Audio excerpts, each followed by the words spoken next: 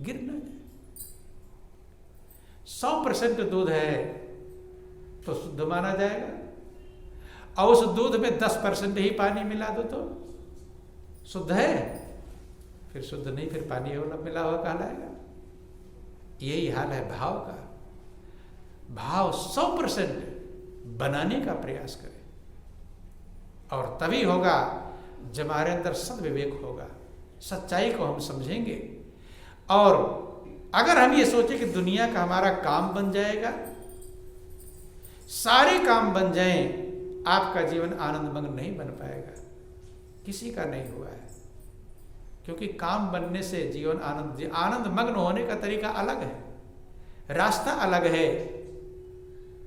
दुनिया की जो जो चीजें आप चाहते हैं सब मिल जाएंगी, लेकिन हो सकता है इससे और जीवन बेचैन हो जाए। नहीं समझ में? हो सकता है इससे जीवन और बेचैन हो जाए। वही जिक्र आता है, एक कुम्हार का जिक्र आया, बोलो वृंदावन बिहारी लाल की। चूंकि जैसे चीजें मिलेंगी वैसा हमारा मन बन जाएगा। नहीं समझ? आज जैसा है, आज जो चीजें आपके पास में है, जैसा मन आज बना हुआ है, दूसरी चीजें मिलेंगी तो उसके अनुसार मन बनेगा। ये मन बदलता रहेगा और यही हमें बेचैन करता रहेगा। आज सोच रहे कल जब वो चीजें मिल जाएगी तो खुश हो जाऊंगा, लेकिन वो चीजें मिलने पर मन वैसा बन जाएगा, ऐसा रहने वाला नहीं। कुम्हार का जिक्र आता है, रामू कुम्हार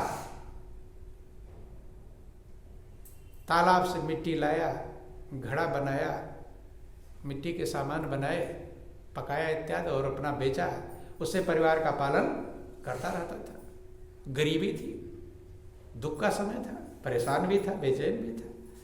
भगवान से प्रार्थना करता था कि हे प्रभु, खाने भर को सही मिल जाए, परिवार को पालने को सही मिल जाए। सब सही में लगे हुए हैं, लेकिन सबका सही अलग अलग है।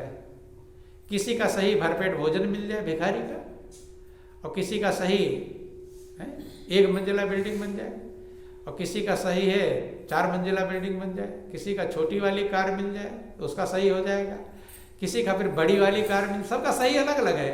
किसमें सही होगा, और ये सही कभी होने वाला नहीं। बोलो वृंदावन बिहारी लाल की। मनाता रहा कि प्रभु मेरा कभी परिवार का पालन सही प्रकार से हो जाए तो मेरा जीवन धन्य हो जाएगा, मगन हो जाऊंगा, आनंद मग्न, फिर मुझे कोई टेंशन चिंता फिक्र रहने वाली नहीं। तो कभी कभी परमात्मा आपके टेस्ट के लिए कुछ व्यवस्थाएं आपको देता है। जिक्र आया कि एक दिन रामू अपने घर में सो रहा था, उसको गांव वाले फटकार लगा देते, कोई कहा चले काम कर, कोई नौकर जैसा हो गया था। तो स्वप्न देखा, स्वप्न में लक्ष्मी जी आए। कौन आई? लक्ष्मी। लक्ष्मी को देखकर मगन हो गया, हाथ जोड़ने लगा कि मां मैं बहुत गरीब हूं, ये हूं। लक्ष्मी जी ने कहा कि रामू अब मैं तेरे पास आ रही हूं, तेरे घर पर आ रही हूं, तेरे पास आ रही हूं। स्वप्न देखा, चौंक गया, जग गया, और जग गया तो देखा कि स्वप्न है। लक्ष्मी जी भी गए, सब आँख खोल खोल कर आँख मल मल कर देख रहा है, लक्ष्मी जी कहाँ चली गई? बंद। सोचा कि स्वप्न था, स्वप्न है, लेकिन कभी कभी स्वप्न सत्य भी हो जाता है। जो देखे रहता है वैसी घटना घट जाती है। तालाब में जब मिट्टी खोदने गया, खोद रहा था, बेटे को भी साथ ले गया था, छोटा बेटा था। खोदते खोदते उसकी कुदाल फावड़ा जो भी जिससे खोद रहा होगा वो टकराया, किसी चीज से टकराया तो खोदा तो देखा कि एक हीरे असरफी से भरा हुआ घड़ा मिला। क्या मिला? घड़ा। बोलो वृंदावन बिहारी लाल की। इतना मगन हुआ, खुशी का ठिकाना नहीं। इतना सोने चांदी असरफी है कि कई पीढ़ियां आराम से खाती रहेंगी, कोई दिक्कत नहीं। और सब यही चाहते हैं कि मेरी आगे वाली पीढ़ियों को कुछ करना ना पड़े, आराम से खाएं। बोलो वृंदावन बिहारी लाल की जय, उमापति महादेव की। सोचा कि अगर दिन को ले जाऊंगा, लोग देख लेंगे तो जमींदार अपने कब्जे में ले लेगा, तालाब जिसका है, भाई जमींदार ले सकता है, कुछ भी हो सकता है, सरकार ले सकती है। मगन तो खुशी का ठिकाना नहीं रहा और खोद करके उसे ढक दिया फिर मिट्टी से, और वहां से गया नहीं कि दूसरे किसी को ना मिल जाए, वहीं घूमता रहा, दाएं बाएं देखता रहा, रखवाली करता रहा, खाना भी नहीं खाया। अब खुशी है तो भूख लग रही है, भूख प्यास सब गायब हो गई, इतना सोने चांदी सर पे मिला हुआ है। बंधु, रात में परिवार को लिवा करके और उसको खोद कर लेकर घर पहुंचा, चुपके चुपके धीरे धीरे करके। जब इतना मिल गया तो उसकी बिल्डिंग भी बन गई अच्छी खासी। बेटा लंदन पढ़ने लगा, बेटे को कहाँ एडमिशन करवा दिया, लंदन। कहाँ, अभी गांव के स्कूल में नहीं जा पाता था, अब बेटे का एडमिशन कहाँ हो गया, लंदन पढ़ाई चलने लगी उसकी। बेटी थी, एक बेटी बहुत धनी धनाढ्य घर में उसकी शादी किया। तो अब वही हमने कहा, जैसा चीज वैसा नाम बदल जाता है। तो पहले उसे रमुआ रमुआ लोग पुकारते थे, ए रमुआ इधर आ, रमुआ इधर आ। लेकिन अब क्या कहने लगे, अब उसका नाम होगा सेठ रामदास। क्या नाम पड़ गया, सेठ रामदास। रामो से रामदास बन गए, सेठ जी बन गए। अब सब लोग नमस्कार करते थे। तो आप थोड़ा गौर करने का प्रयास करना, सबकी सवारी अलग अलग है। लक्ष्मी की सवारी आपने देखा है कभी, फोटो में बने होता है। तो लक्ष्मी की सवारी क्या है मालूम है किसी को, उल्लू है। क्या है, उल्लू, हाँ मालूम है। बोलो वृंदावन बिहारी लाल की। तो लक्ष्मी जी जब आएंगी तो सवारी भी आएगा, पैदल आएंगी, नहीं समझ में। लक्ष्मी जब आएंगी तो सवारी, भाई आपके घर कोई आता है, किसके पास कार है वो कार से आता है, जिसके पास स्कूटर स्कूटर से आता है कि नहीं आता। तो लक्ष्मी जी कार स्कूटर से नहीं, लक्ष्मी जी की सवारी क्या है, उल्लू। तो लक्ष्मी जी आएंगे तो अपनी सवारी पर बैठ कर आएंगे कि नहीं आएंगे, आएंगी।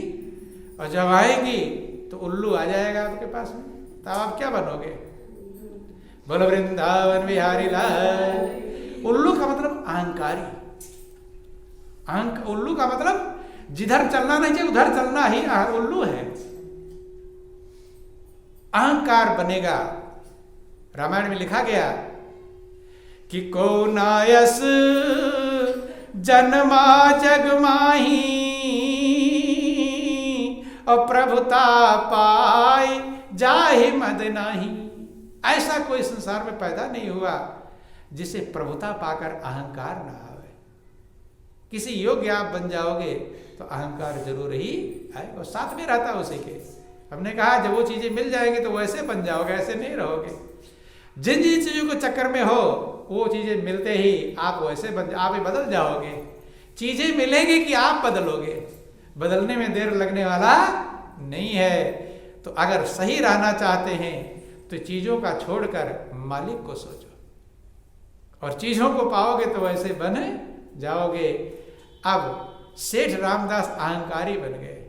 क्या बन गए, अहंकारी। पूरे क्षेत्र में, पूरे जिले में, पूरे प्रदेश में उनसे ज्यादा धनी कोई व्यक्ति नहीं था।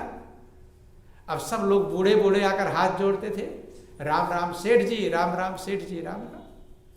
तो पहले शुरू में तो राम राम करता रहा, लेकिन थोड़ा अहंकार जब और बढ़ गया, नशा जब अहंकार का बढ़ा तो कोई दूर से अगर कह दे, दूर से आवा, अरे सेठ जी राम राम, तो गाली बकते थे सेठ जी।